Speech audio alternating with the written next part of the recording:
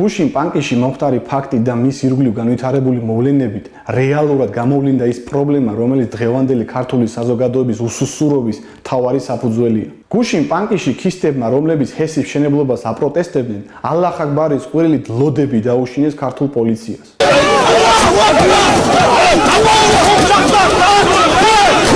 და აქ უკვე აღარ აქვს მნიშვნელობა რა იყო ქისტებსა და სახელმწიფოს შორის შეუთანხმებლობის მიზეზი. ამ ფაქტით ქისტებმა პირდაპირ თქვეს, რომ იმ საკითხებში, რომლებშიც ისინი და ქართული სახელმწიფო ვერ შეთანხმდებიან, ქისტები ძალით გაიტანენ თავისას. მათ შორის თუ საჭიროა იარაღითაც.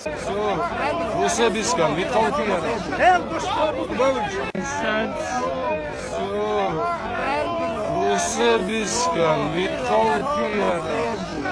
თან ამის მაგალითებიც უკვე იყო 90-იანებში. როცა ქისტებს იარაღით ჰქონდათ პანკისი გადაკეტილი ცენტრალურ ხელისუფლებას არ ემორჩილებოდნენ, ხეობაში პოლიციას არ უშვებდნენ და ხალხს იტაცებდნენ თბილისიდან.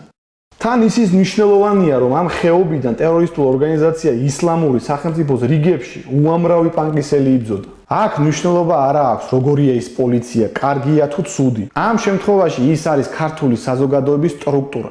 და ამ ქვების სროლით ქისტებმა რეალურად ქართულ საზოგადოებას დაარტყეს და პირდაპირ თქვეს, რომ ქართული საზოგადოების გადაწყვეტილება თუ არ მოეწონებათ, ისინი მზად არიან ძალით გაიტანონ თავისი პოზიცია. და ყველა ვინც აქ ქისტების მოქმედებას ამართლებს, ფაქტიურად ამბობს, რომ ნებისმიერ ჯგუფს, რომელსაც არ მოეწონება ქართული სახელმწიფოს გადაწყვეტილება, შეუძლია ძალით შეაცვლევინოს მას აზრი. თან ეს იმ პირობებში, როცა ჩვენ გვაქვს რეგიონები, სადაც 5,000 კაცი კი არ არის ეთნიკური უმცირესობის წარმომადგენელი. ეთნიკური უმცირესობების ასეულობით 1000 წარმომადგენელი ცხოვრობს ზოგიერთ რეგიონში, რომელთა ნაწილი საერთოდ არც არის ლოიალური ქართული სახელმწიფოს და მისი ინტერესების მიმართ. ამიტომ ყველა ვინც გუშინდელ ფაქტს ამართლებს, რეალურად იმ მოცემულობას ამკვიდრებს, რომ თუ ამ უმცირესობებს სახელმწიფოს რაღაც გადაწყვეტილება არ მოეწონებათ, მათ თამამად შეუძლიათ ქვების სროლა ატეხონ, პოლიციელები დალეწონ და ამით თავისი გაიტანონ. გუშინ ქართველი პოლიციელებისთვის ალლაჰ აქბარის ყვრილით ქვების სროლამ რეალურად გამოავლინა თუ ვის რა პოზიცია გააჩნია ქვეყანაში.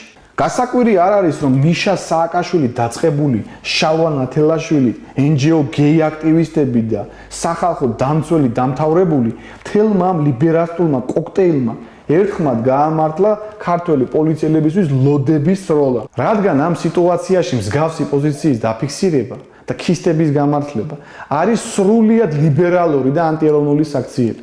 რაც შეეხება ქართულ ოცნებას, ეს არის საქართველოს ისტორიაში ალბათ ყველაზე უტრაკო და უნარო ხელისუფლება, რომელსაც არათუ აგრესორ რუსეთთან გამკლავების უნარი არ აქვს. არამედ ვიღაც ნარკობარიგები და ტრანსგენდერები სახეში აფურთხებენ დაუსჯეროდ. ერთი იზოლირებული სოფელი კი თავზე ალეწავს მთელ ამათ სისტემას. მაგრამ მთელი პრობლემა იმაშია, რომ სხვანაირი ხელისუფლება ვერც ეყოლება იმ ხალხს, ვინც ამ სიტუაციაში ქისტებს აპრავებს. თამერლან მაჩალიკაშვილის სახელი კარგად ახსოვს, ხოლო ბერ გაბრიელ სალოსის ქუჩაზე შეტაკების დროს დაღუპული ქართველი სპეცრაზმელის ივანე გოლოშვილის არა.